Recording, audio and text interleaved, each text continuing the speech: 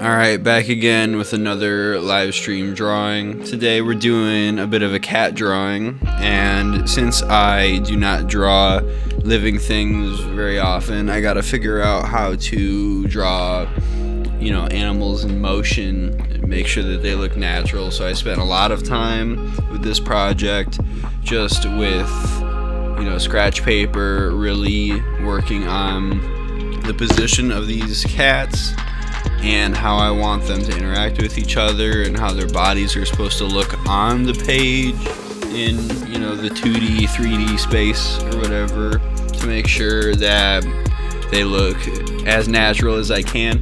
I even tried to have their little paws sticking out from behind things and their tails sticking out from behind things and whatever. It is really hard, I found, to capture the motion accurately. I tried to have the one kind of in the middle but towards the right a little bit. He's like jumping off of this little tower here, and I watch my cat do his own cat-like shenanigans, and I tried to draw it as I see it, but sometimes stuff doesn't really look right, and I ended up taking my time to make sure I had the basic forms of every little cat.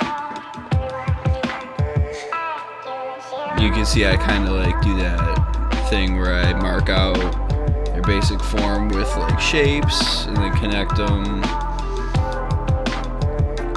making sure that the proportions are okay, because they're never gonna be perfect, okay?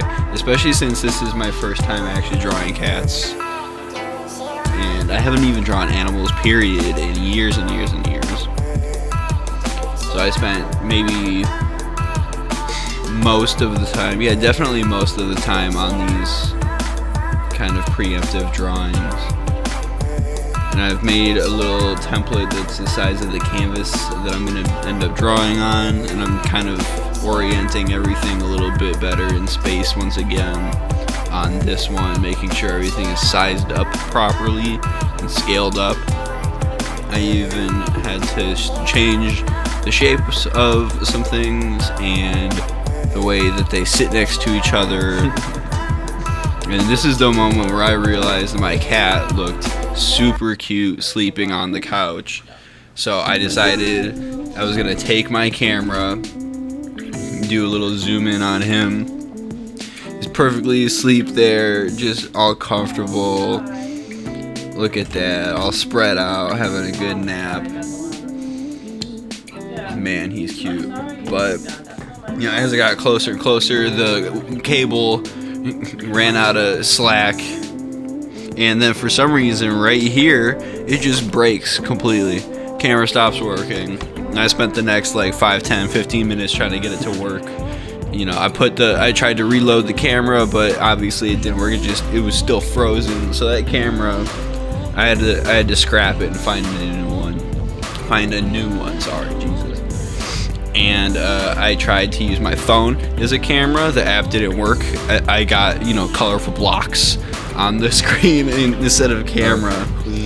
And eventually I just went to a camera that I had lying around. We finally got my face up there. Finally got it reframed. Okay. There we go. Back to it. But, it's not just back to it. I gotta make sure the cat's in frame. So I took this new camera, went over to him.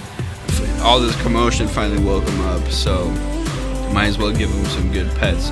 The camera work is not excellent because I'm holding it a cable length away, but it gets the job done. Look at him. He's loving it. What a sleepy boy.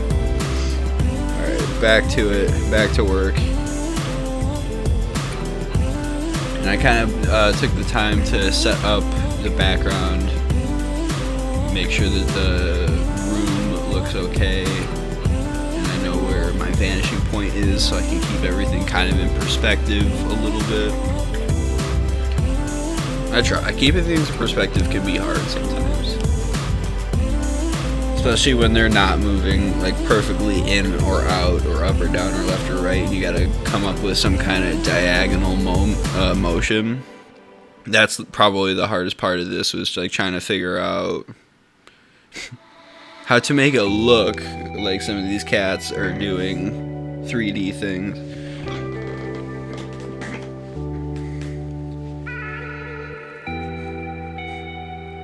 And I think here I finally figured out the basic shapes of where I want everything to be. Had a couple of cats looking out the window, a few cats interacting with each other. And I had to draw each of these cats, each of these scenes a number of times to really make sure that I was like happy with what I was doing here. So this is probably the 5th time that I'm drawing these gosh darn cats. And I was originally going to put the classic wall clock, cat clock thing that's got the eyes that move back and forth and the tail that moves back and forth, and I was going to set it behind the cat tower there in the middle between the 2 windows. But that clock is just black and white, and you'll see in a bit my canvas size was just a little bit too small. I thought the canvas size was going to be fine, but the detail I wanted on these cats was just a little bit too fine for the canvas size that I picked. I should have picked a bigger one.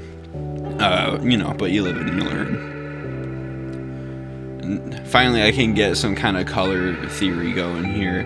I knew what kind of colors, obviously for the cats, generic cat colors, black, white, gray, calico, Siamese pattern, what have you. But then for the room, I knew I wanted like a blue, pink, purple, but I couldn't figure out exactly where or what orientation or which one wanted to be which. So I made like a couple of different styles so that I could pick between whether I wanted the walls to be blue and pink, or the walls to be pink and purple, or the floor to be blue, or whatever.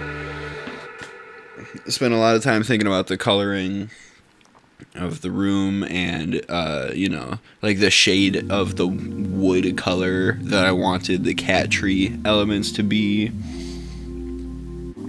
Spent a lot of time with that. And what kind of sucks about doing this like color study thing is I was working on the texture for the columns that go up and connect the top of the cat tree, and I wanted to make it look like those were, wrapped in rope for the cats to scratch on. And I thought I had a good method on this piece of paper that I was basically using as a scrap test piece. And I thought it looked nice. I had like little lines that I would wash out with another marker to make it less harsh and the effect look okay. But then I take it to the canvas and it looks completely different because I didn't, think that the different surface would soak up the marker ink so differently, but it really did. You'll see.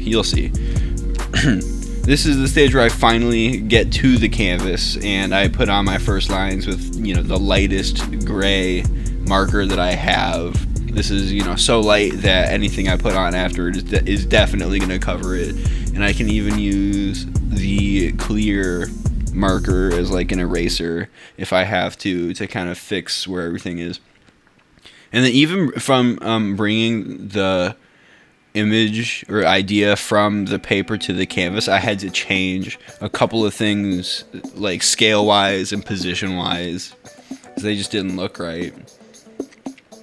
Every iteration of this I had to change something until I finally got to something I was like a little bit more happy with. I guess that's the process, right? And then with markers, as far as coloring goes, usually you have to go from like lightest to darkest. So I started with everything that had some yellow. I got the orange kitty cats done and some of the base on the cat climber done. And then I started on the trees and the skies out the windows and stuff because those are definitely lighter than all the other elements in the room.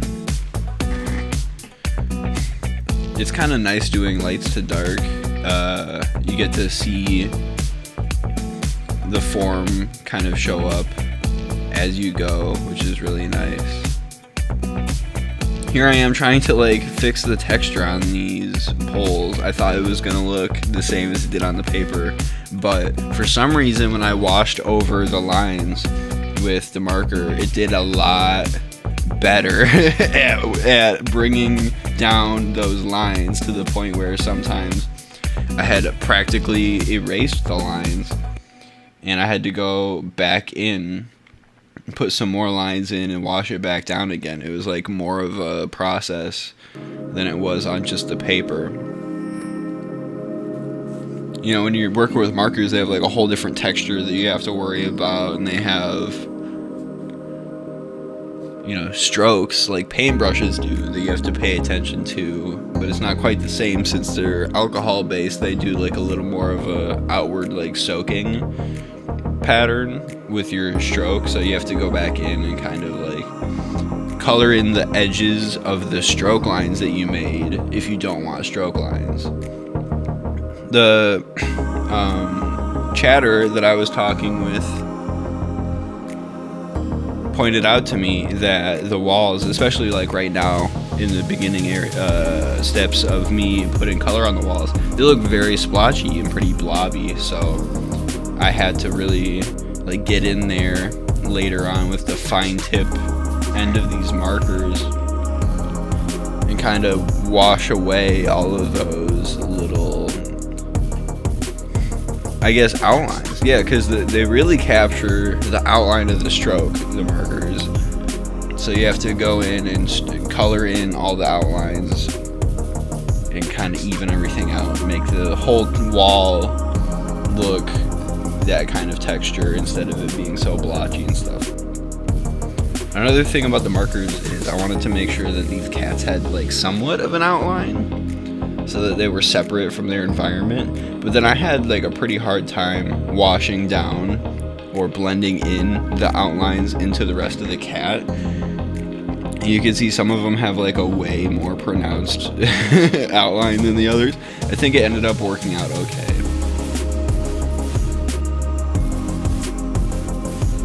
That's kind of how I feel about this. I feel okay about this drawing overall. I really like the idea, but, you know, as a first attempt, I think it's pretty alright. Pretty just okay.